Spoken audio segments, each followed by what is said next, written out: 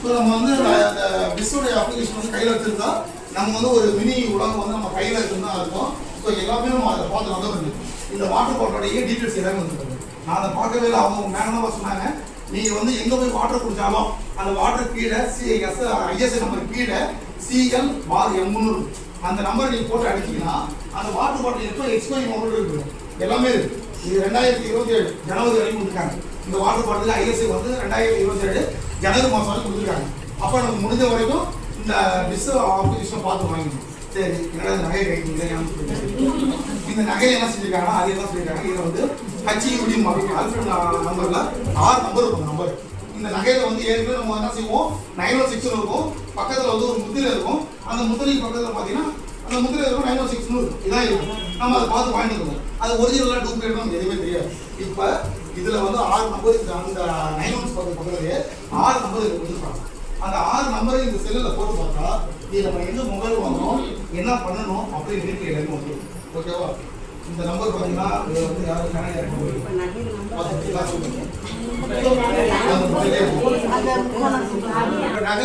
அந்த ஐஎஸ்ஐ பொருள் வீட்டில் இதுக்கு வந்து ஆதார் OTPயோ எதுவும் கேட்க மாட்டாங்க. நீங்கள் இறக்கினா போதும். இதில் வந்து நீங்கள் வந்து ஐஎஸ்ஐ போட்டு செக் பண்ணிக்கலாம். வீட்டில் குக்கர் வாங்குறீங்க, ரெகுலேட்டர் வாங்குறீங்க, ஓஸ் வாங்குறீங்க, வீட்டுக்கு ஒயரிங் வாங்குறீங்க, கம்பி வாங்குறீங்க, எல்லாமே இந்த அப்ளிகேஷனில் போய் நீங்கள் வந்து செக் பண்ணி நீங்கள் பார்த்துக்கலாம். ஓகேவா? அப்புறம் டெய்லி நம்ம என்ன செய்யணும், உப்பு வாங்கணும். வீட்டில் உப்பு வாங்கணும். ஏற்கனவே பார்த்தீங்கன்னா நிறைய இடத்துல வந்து இந்த யானைக்கால் நோய் வரும், தொண்டையில் கட்டி வரும். அந்த உப்போட அயோடின் குறைபாடெல்லாம் வருது. நமக்கு ஏற்கனவே கடலோர் மாதிரி இருக்கிறதால மீனில் நிறைய அயோடின் இருக்கு.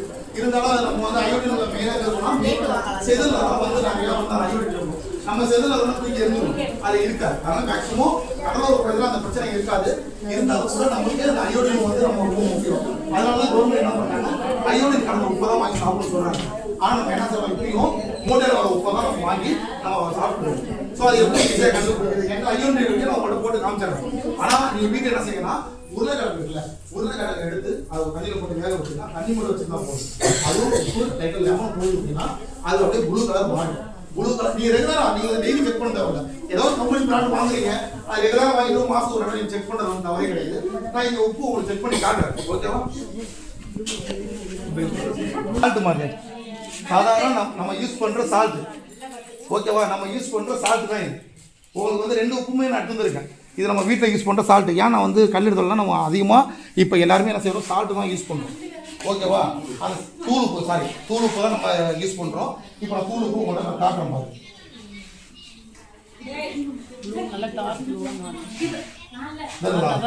இது அப்படியே வந்து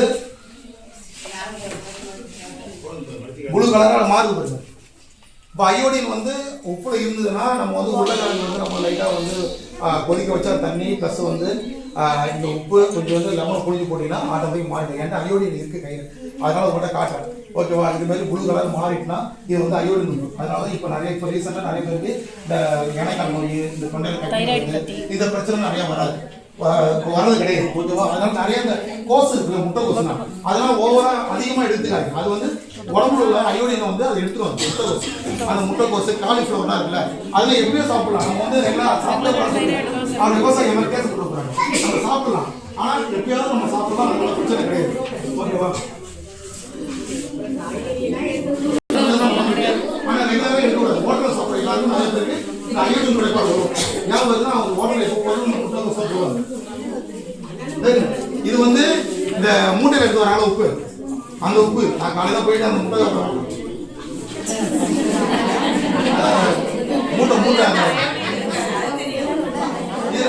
இதில் வந்து இது அயோடின் வராது. அது இன்னொன்று என்னன்னா வந்து அது வந்து அழுக்கா இருக்காங்க, நிறைய நோய்கள் நிறைய வருது.